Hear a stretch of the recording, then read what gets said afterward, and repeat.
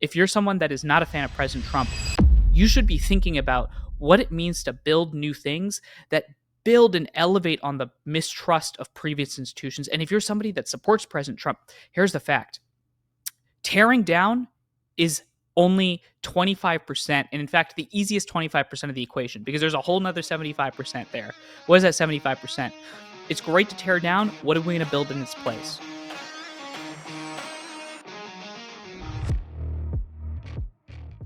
Welcome back to the Hopeful Majority. I hope you're doing well. Last week, we had on one of the most influential pollsters in the entire country, conservative pollster Kristen Soltis Anderson, and she laid out a fascinating concept.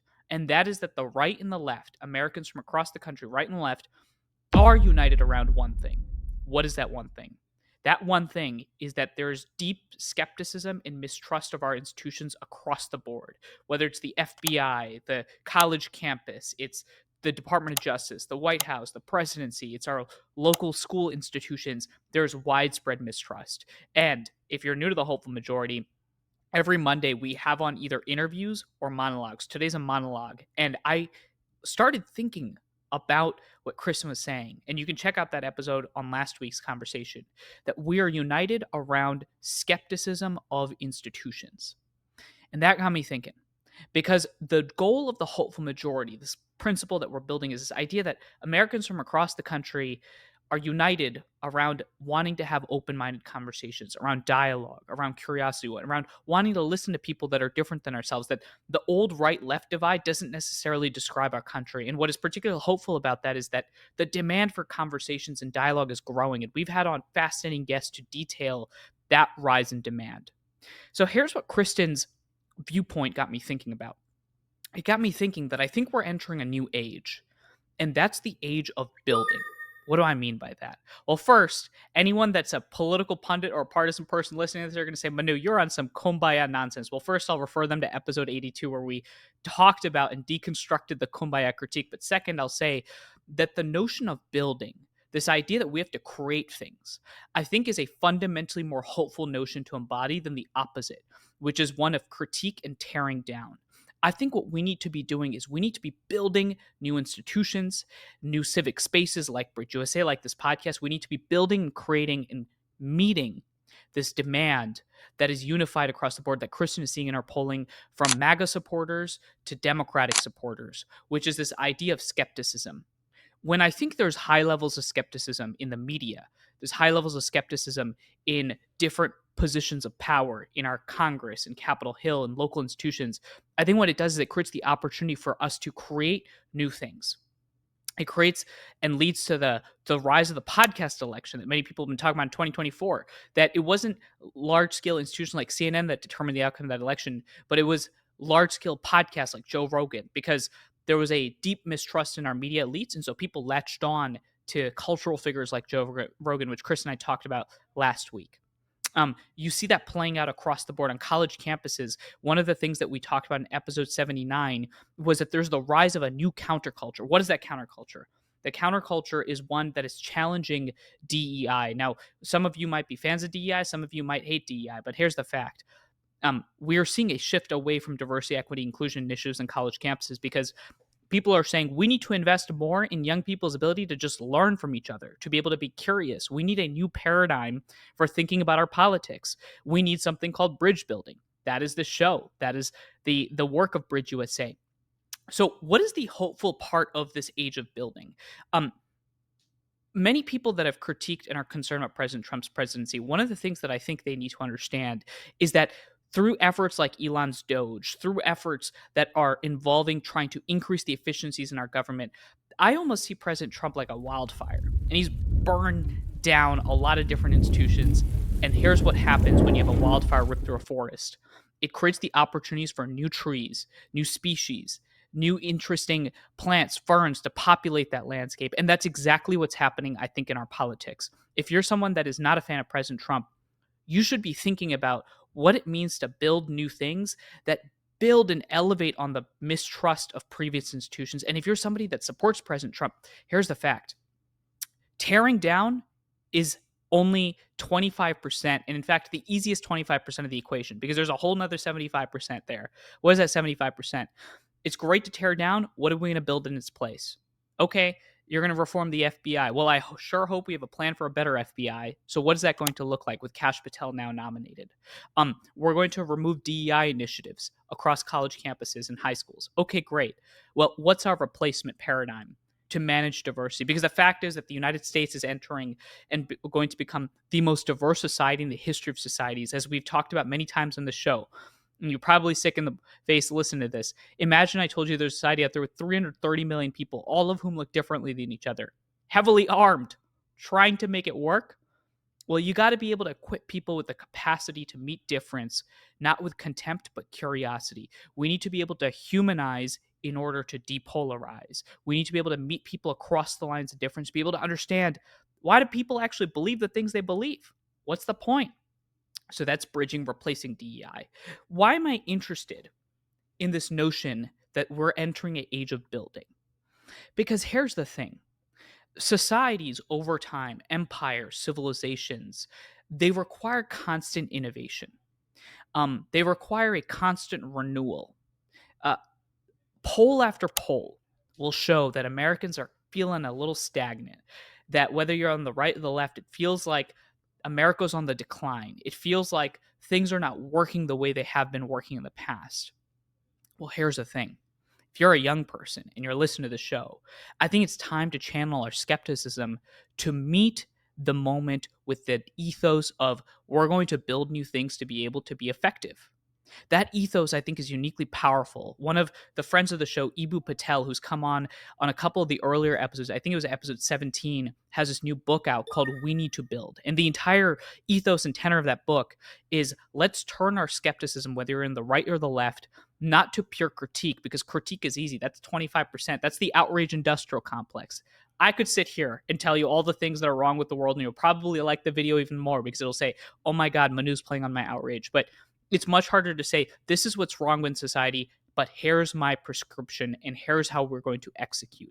I actually think that's part of the reason why a lot of people liked Elon Musk in the last election, because he has this ethos of saying, I'm not only going to tear down, but I have a history of building. I have a history and a track record of success to say, yo, I think we have to become multiplanetary because there's a real problem in society right now. So let's become multiplanetary. And so he's building SpaceX, right? And he did that with Starlink. What's exciting about this period of building, what's exciting about this notion that we're entering that phase, is that for the last 75 years, in a post World War II order, the United States has not innovated a lot, actually, if you think about it. We've built a lot of things, we've grown in a lot of different ways, but we're largely operating off of the post World War II order, whether it's internationally or domestically. You think about national security apparatus like the CIA, or you think about the National Security Council. All of these things were created in the post World War II era. You think about the United Nations, you think about the World Trade Organization, notions of rule of law. A lot of these were institutionalized in the post World War II order, and that was fantastic. And now it seems to be eroding. So here's the opportunity. Generation after generation, people from across humanity have asked, let's live in consequential times. Well, here's a secret, people. This is why we're building the hopeful majority. You're probably sick and tired of hearing the word building at this point, but that's the theme of this episode. We have the opportunity to be living during very consequential times. And it's a question of whether or not we seed and meet that consequence, that moment, that opportunity, with a curiosity and a desire to create new institutions that fill the institutions of the past, or we settle down in our skepticism, which gradually turns into nihilism, and then we throw up our hands and give up. Or we say, hey, the AI overlords are going to take us to where we got to take us. And I just don't think that's a healthy place for humanity to be, because human advancement, human progress has been a story of destructive creative innovation. In economics, the concept is creative destruction. It's this idea that we see problems, we see erosion, and we're going to now innovate to fix those problems. One of the fascinating takes that Kristen Soltis Anderson had in the last episode was, if you're skeptical of our national apparatus, work locally. engage our local politics. You don't have to build something that changes the world at the national, international scale. Let's build something to change our local neighborhood. Wouldn't that be nice for a change, right? Now imagine you had 100 people building those new things and creating those new institutions that multiply success. So here's what I'll end with. Manu, I hear you on this age of building. I see the promise. In fact, I see that Kristen from the last episode outlined that there's unity and widespread agreement in this notion that we can advance because Americans across the board are skeptical.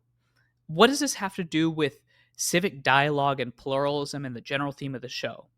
Well, here's what it has to do with it. I think one of the ways for us to be more curious, one of the ways for us to embody an ethos of pluralism, of meeting difference with an interest in learning, is to be operating from a place and a desire to build new things.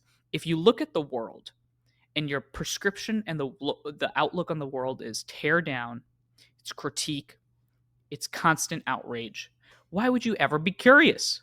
Why would you give a shit about somebody that is different than you? On the other hand, I'm someone that cares about building this hopeful majority, and I'm someone that cares about building these college chapters across the country that allow young people to engage difference with curiosity and new ideas. So what I'm going to do is I'm going to listen to somebody that disagrees with me and say, tell me more. I want to understand more. Remember, we're not just trying to talk for the sake of talk.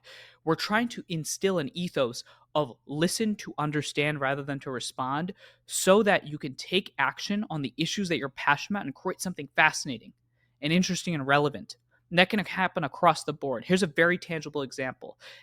We had on our Columbia student leaders in one of the earlier episodes at the start of this year, where they hosted an Israel-Palestine discussion at Columbia, which I call the Mount Everest of dialogues. Some of you that listen to that episode are familiar with that phrase.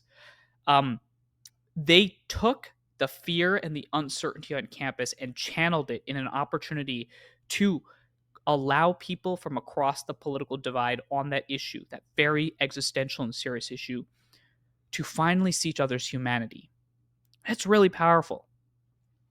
I think we elevate this notion of curiosity and dialogue by realizing that we're in this new age of creative destruction. And that is amazing because when you look at the context of empires and civilizations, the United States is going to be 250 years old next year. I would actually correct that. Old? I actually think it's 250 years young. Now that sounds like a cliche. You're like, Manu, what is this weird cliche you're positing? It's not a cliche. The Roman Empire lasts for 1,500 years. The Chinese dynasties last for 1,200 years. The Athenian democracy lasts for 400 years. As I've said many times throughout the show, and as we've had guests echo this theme of hopeful optimism, the United States is not at the end of its story. It's in maybe chapter 1 or 2. Depends on how long are the books that you read. If you recognize that, we've got an awesome opportunity to meet the moment, to unite people around the capacity to create new things. And I think that is really powerful. And I would leave us on that message because next Monday and the Monday after that, for anybody that's listening, every Monday, YouTube, Spotify, Apple, wherever you get your content, we're there because we got to build this hopeful majority, people. It's time to say no to the outraged industrial complex. It's time to say no to the polarizers. It's time to tune in. And so as we grow and build this thing, next Monday, we're going to have more conversations, more fascinating dialogues, because you and I together, through your support, through your likes, through your subscribes, through your shares, through elevating this majority, we can continue to try and inspire an ethos of hopeful dialogue, curiosity at a time when everyone else is telling us we got to shout, we got to say no, we got to tear down. And I think that's the opportunity of the moment. I'll see you next week.